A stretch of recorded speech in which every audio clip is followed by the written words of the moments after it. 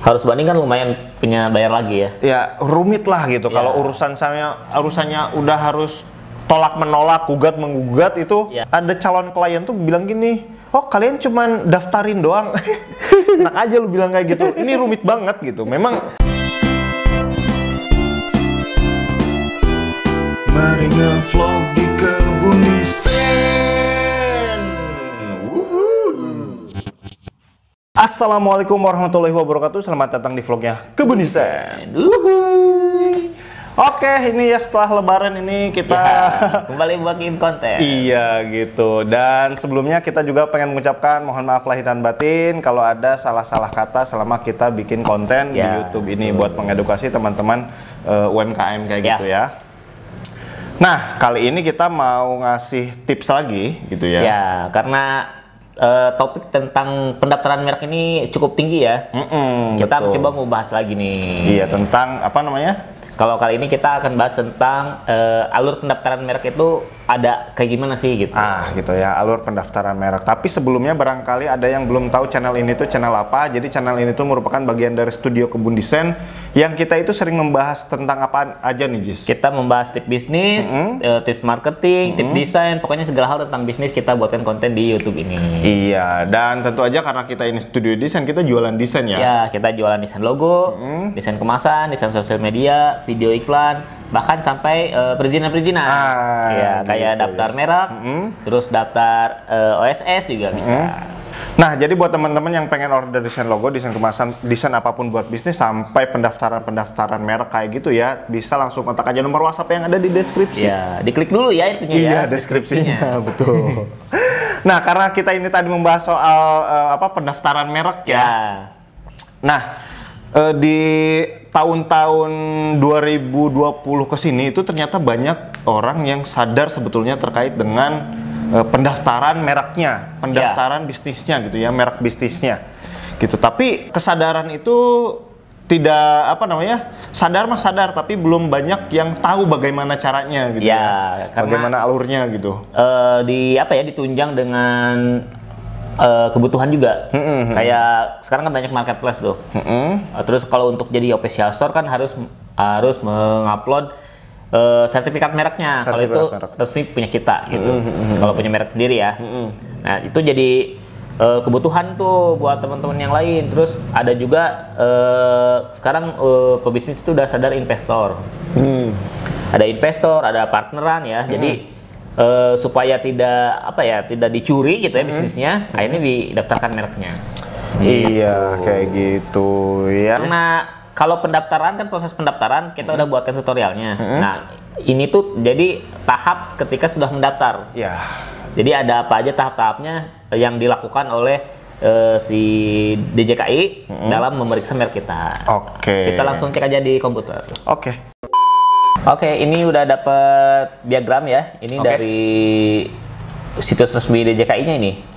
Jadi kalau pengen dapat gambar ini juga, kalian bisa klik alur proses merek. Nah, tapi jangan diklik dari sini nih, tapi harus ke image. Oh, image ya? Ya, ke image. Gambar ya? Baru nanti ada gambarnya di sini. Oh, cukup mudah sebetulnya ya? Ya, karena kalau misalkan di sini ternyata nggak ditampilin sama dia. Si halaman page-nya. Ini pun ya kalau misalkan dari image ini nih, kita coba visit langsung ya. Nah, gambar yang tadi itu nggak ada di webnya. Padahal ini tuh mengarahkan ke web ini. Kok bisa gitu ya? Aneh ya? Ya makanya itu. Harusnya image-nya juga ada sih di sini. Entah konspirasi apa yang disembunyikan oleh si ini. Nah, ini trik-trik yang kayak gini istilahnya itu kita berselancar lah di internet ini ya, perlu kepiawaian gitu. Kadang ya sering-sering terjadi seperti ini, dan kalau buat orang yang nggak ngerti lah ya, nggak paham, ya pusing juga. Ya. Gitu. Nah, ternyata ketika coba kita dapetin gambarnya, nah ini ada tahap-tahapannya ya. Kita langsung aja, pertama itu permohonan. Permohonan itu adalah proses pendaftaran. Yang udah kita buatin tuh beberapa tutorialnya ya. Iya, 7 sampai 8 tutorial itu ya. Iya, itu. Per tahun itu hampir ada tuh. Ada tutorial pendaftaran merek ya. Nah, abis tersubmit tuh, udah kita dapat tanda terima. Nah, lanjutlah ke proses ini. Habis permohonan kita langsung ke pemeriksaan. Oke, pemeriksaan. Nah, pemeriksaan formalitas ini pemeriksaan berkasnya. Oke. Ya, apakah ada misalkan logonya diupload atau enggak? Terus misalkan ada butuh tanda tangan nih. Iya. Tanda tangan diupload atau enggak gitu. Iya. Jadi berkasnya dulu di komplit atau enggak nih gitu. Iya, contoh kebun desain deh ya. Kan kita sudah melewati tahap yang pertama tadi, permohonan. Nah, pas kemudian sekilang 1 bulanan ya, itu ada pemeriksaan email, hasil dari pemeriksaan. Ya, hasil dari pemeriksaan itu dia kalau misalkan ternyata berkasnya lengkap, dia akan lanjut nih. Iya. Kalau tidak lengkap, dia akan ngasih notifikasi berupa email. Iya. Waktu itu kebetulan kebun desain ada satu berkas yang tidak lengkap ya. Iya, karena dulu kita lewat jalur UMKM ya, jadi harus ada rekomendasi surat UMKM dari dinas. Nah itu nggak ada, kurang berkasnya, akhirnya kita menuju jalur ini yang tidak lengkap nih. Iya. Nah, terus dilengkapi dulu, nah lanjut lagi gitu. Nah ini ya pengalaman kebun desain ya, jadi kita sudah tahu.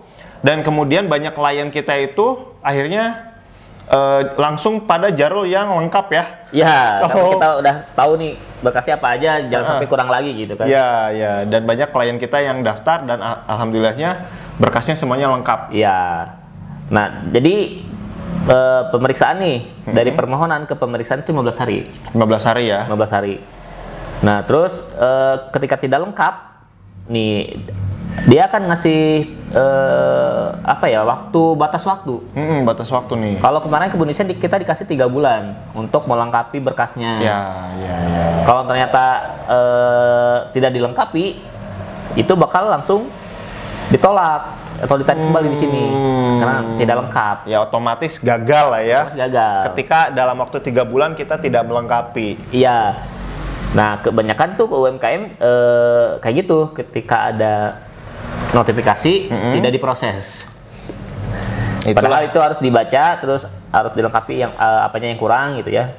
Iya. Nah setelah dilengkapi baru dia menuju tahap selanjutnya. Kalau lengkap dia akan menuju ke proses pengumuman. Oke. Nah ini ya, lanjut ke pengumuman. Pengumuman ini prosesnya 2 bulan. Oke. Nah ini estimasi dari DJKI-nya ya. Tapi kadang di luar estimasi ini kadang lebih lama ya. Ya, ini estimasi yang normal lah gitu ya. Estimasi normal 2 bulan, tapi kadang ya namanya Indonesia suka ada jam ngaret istilahnya gitu ya. Suka ada ngaret-ngaretnya gitu. Biasanya tulisannya tuh masa pengumuman. Ini masa pengumuman ini adalah masa di mana merek kita ini ada yang mau menyanggah atau enggak nih. Kalau tidak ada yang keberatan dengan merek kita, ya bakal lanjut gitu. Kalau misalkan ada yang keberatan, dia akan prosesnya ada yang keberatan nih. Oke. Nanti keberatannya ini akan dikirim ke pemohonnya. Oke, kepada kita nih. Iya. Pada kita yang daftar ya. Kepada kita yang daftar. Misalkan kebun desain, terus ada disanggah oleh misalkan kebun durian. Ini kebun durian menyanggah nih kok ada kebun desain. Nah, kita bisa juga memberi sanggahan. Misalkan, oh ternyata bidangnya beda nih kita nih, gitu. Jadi nggak perlu khawatir lah antara kebun durian dan kebun desain misalkan. Kalau ternyata memang setuju si penyanggahnya, akhirnya akan masuk ke sini lagi. Oke. Gitu. Kalau misalkan tidak setuju, dia bakal ditolak. Oh, jadi setelah memberikan sanggahan, diperiksa kembali substansinya. Nah, ini substansi ini 150 hari, 3 bulan. 3 bulan lebih ya? Ya, 5. 5 bulan? Berapa tuh? 3 iya benar. bulan. Hampir 5 bulan, benar. Hampir 5 bulan. Nah, ini. Kayak gitu, jadi ditolak atau tidaknya tuh tergantung sih ada yang menyanggah ini nih. Nah, menyanggah ini ternyata itu harus kita pantengin dulu. Iya, baru dapat info nih. Oh gitu. Iya, jadi misalkan kebun desain nih, kita kan udah terdaftar lolos nih. Iya. Tiba-tiba ada yang daftar lagi dengan nama misal kebun kreatif. Nah, kita kan nggak selamanya ngecek ini kan. Kalau misalkan kita nggak ngecek, nggak ya bisa lolos aja ternyata. Gitu. Orang yang daftar pakai nama kebun kreatif dengan kelas yang sama. Ya, kalau misalkan kita tahu nih, dicek terus ada nggak ya nih yang mirip-mirip kebun desain gitu. Nah, kita harus bisa melakukan keberatan ini. Nah, keberatan ini, pengajuan keberatan nih ada di sini ya, ada di websitenya juga. Nah, ada prosedurnya nih, keberatan bayar. Ngajukan keberatan bayar. Mengajukan bayar. Au. Itu 1 juta. Shit man. Per merek ya, per merek yang keberatan. Misalkan kalau ada banyak, ada kebun kreatif, ada kebun studio, ada kebun apa, ya itu kan harus bayar 1 juta untuk menolak brand-brand itu masuk gitu. Oke. Nah, jadi gitu ya. Jadi kalau keberatan ini ada prosedurnya juga di sini. Nih, tuh. Terus biayanya dikasih tahu juga 1 juta per permohonan. Kayak gitu. Jadi kalau misalkan ada, jadi harus dipantengin terus nih si DJKI-nya. Nah gini nih, ada informasi baru juga. Saya juga baru tahu ketika mengajukan keberatan itu ada adminnya ya. Iya, ada adminnya. Dan nominalnya wow gitu 1 juta. Ada ini ya. Nah, habis itu kan lanjut ke sini nih pemeriksaan ya. Ya. Kita coba dulu ini sanggahan apakah bayar juga atau enggak nih? Sanggahan coba. Ini nggak bayar ini, nggak bayar. Soalnya masih dalam proses kita, ya, udah bayar di awal. Ya, masih proses ya, nggak bayar ya. Oke, lanjut. Ini habis ini ya, pemeriksaan substantif nih. Apakah disetujui atau tidak nih? Ternyata kita ngajuin lagi nih. Beda kelas. Oh, oke lah kalau beda kelas bisa, kata DJKI-nya. Dia akan langsung ke berhasil didaftar. Oke. Kalau udah berhasil didaftar, bisa langsung download sertifikatnya. Oke. Nah, kalau misalkan ini ternyata tidak disetujui nih, nggak bisa nih soalnya sama-sama kebun, misalkan. Nah, ini kan ditolak nih, otomatis.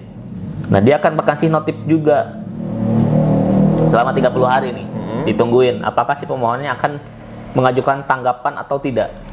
Kalau misalkan dibiarin, si notifikasinya diantep gitu ya, ya otomatis gagal. Ya tidak mengajukan banding artinya ya, pasrah gitu. Pasrah ya, karena tidak dicek itu. Ya. Kalau misalkan mengajukan tanggapan, nah dia akan dicek lagi nih, disetujui atau enggak tanggapannya. Misalkan ini kan logonya beda nih gitu, misalkan ya, beda sama kebun durian, kebun desain bener-bener beda.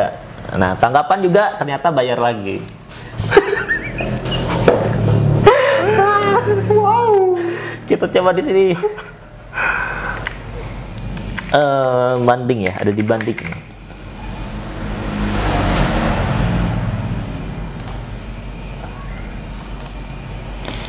Nah, banding itu 3 juta per permohonan. Kok lebih mahal dari daftar ya? Daftar 1,8 ya? Iya. Kalau banding itu 3 juta. Nah ini, ajukan tanggapan, disetujui, didaftar, terus misalkan ditolak lagi, ajukan lagi, bisa lagi, ajukan banding lagi, bayar lagi nih di sini, ajukan banding 3 juta lagi.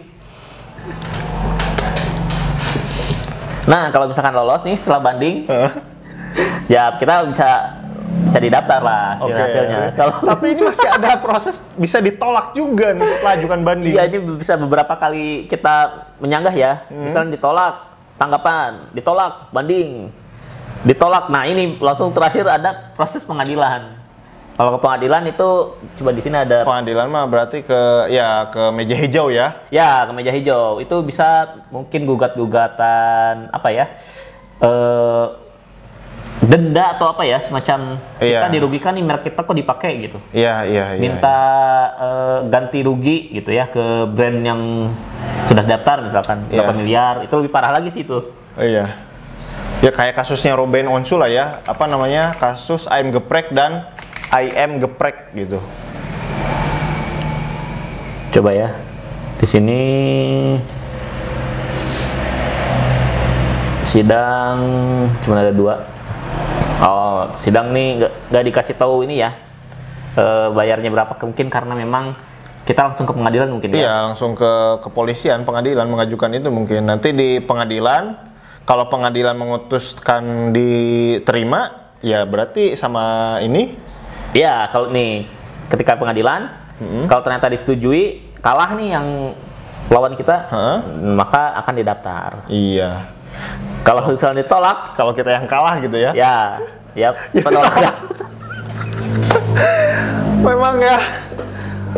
Memang ya. Dan ini tuh ini berapa nih? Udah misalkan berapa kali udah bayar berapa kali ya? Des terakhir ditolak gitu. Kan ruginya jadi berlipat-lipat. Berlipat ganda sih. Daftar pribadi itu 1.800.000. Ya. Terus bayar lagi berapa tadi? Bayar 1 juta untuk ada yang keberatan. Iya, kalau orang yang keberatan ya. Ya. Terus kalau misalkan kita mau mengasih banding terhadap keberatan punya orang, itu bayar 3 juta. Iya. Per banding ya. Iya, per banding. Gitu ya, teman-teman. Ini ya, jadi prosesnya seperti itu. Kalau misalkan lempeng-lempeng aja nih, nggak ada pengaruh apa-apa nih. Ini permohonan 1 hari ditambah 15 hari ditambah 2 bulan ditambah 150 hari berapa? 3 bulan 5 bulan. Iya. 5 bulan tambah 2 7 bulan 7 bulan 15 hari. Nah, sekitar 7 bulan 15 hari. Iya, berarti 8 bulan lah ya. Ya, 8 bulan lah ya. Tapi kebun desain juga ketika daftar itu kita 1 tahun 1 minggu. Iya, 1 tahun lebih. Berarti kita 12 bulan lah ya. Berarti Ya. lebih 3 bulan. Lebih Kenapa? dari 3 Karena bulan. tadi ada berkas yang belum Ya, dilengkapi. yang ini. Yang dia ngasih waktu bulan kan? 3 bulan. Ngasih waktu 3 bulan di sini untuk dilengkapi atau enggaknya. Iya, betul. Nah, ngurusin surat itu ke dinas ya lumayan juga itu butuh Ya. waktu sebulanan. Kayak gitu. Ya. Nah, ini proses yang udah digambarkan oleh DJKI-nya sendiri. Ya, lumayan kan gitu ya. Ya, makanya kalau daftar lewat kebun desain itu ada apa namanya? Ada admin ke kitanya gitu ya. Kita kalau kebun desain kita sebelum daftar merek kita cek dulu nih. Ada yang ada merek yang udah terdaftar atau belum ini, yang dengan nama yang sama, logo yang sama gitu. Iya, tentu aja. Untuk meminimalisir adanya pihak yang keberatan ini. Iya. Gitu. Karena kalau ketika ada yang keberatan dan misalkan ternyata harus banding kan lumayan punya bayar lagi ya. Ya, rumit lah gitu. Ya. Kalau urusannya udah harus tolak menolak, gugat menggugat itu Ya. memusingkan gitu, bikin capek hati gitu ya. Ya, betul. Nah, kalau lewat kebun desain kita ada triknya gitu ya. Kalau teman-teman tertarik pengen daftar lewat kebun desain, kita ada triknya. Tapi persentase kita ngasih jaminan persentase diterima atau enggak nih, Jis? Tetap tidak 100% diterima walaupun sudah pengecekan. Karena yang keberatan ini bisa melintas dari Melintas benua ya. melintas kelas.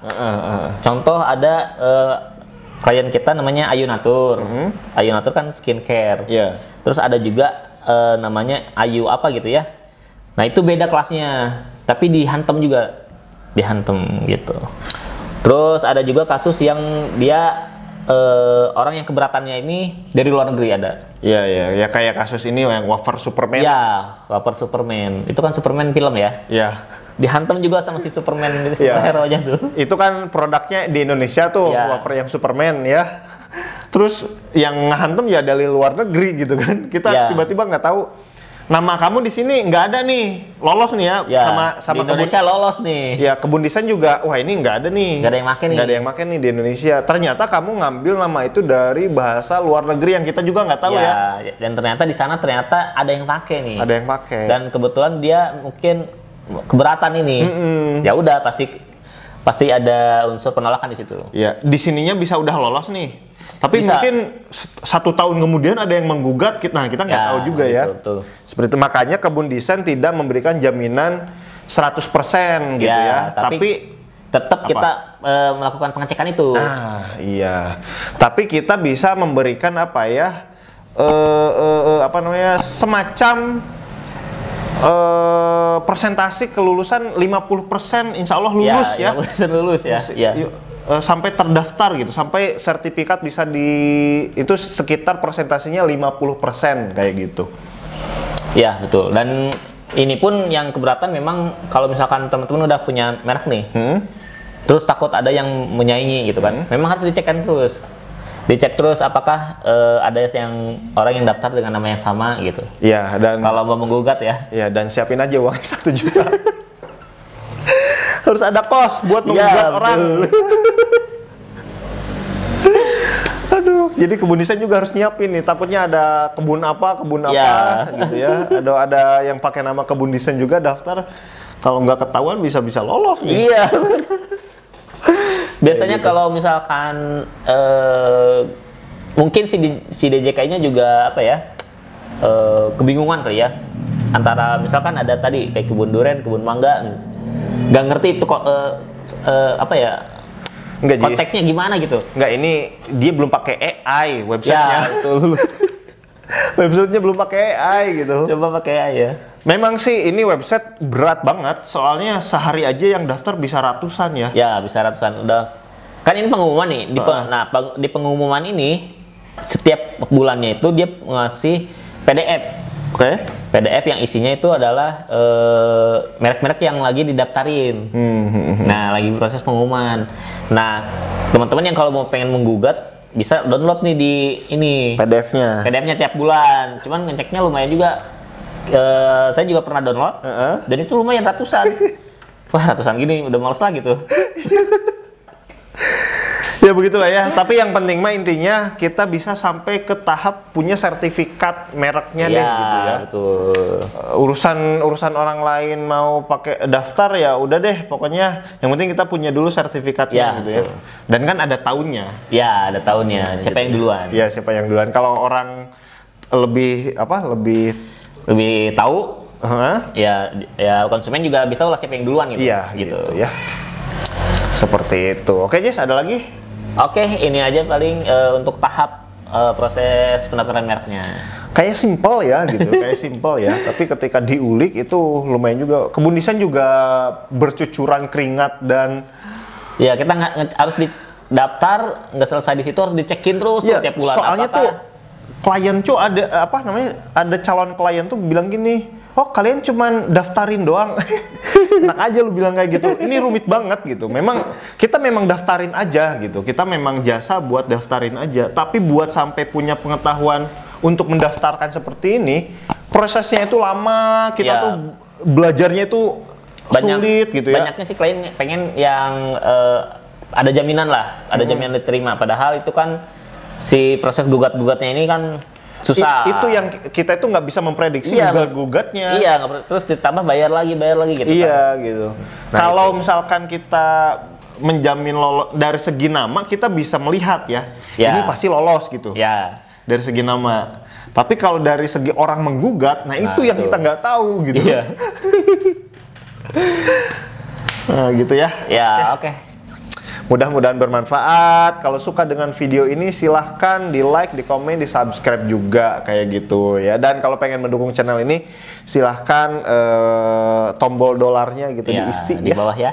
Biar channel kita semakin semangat buat bikin edukasi, buat konten buat temen-temen kayak gitu ya. Oke, thank you. Sampai jumpa di vlog kita selanjutnya.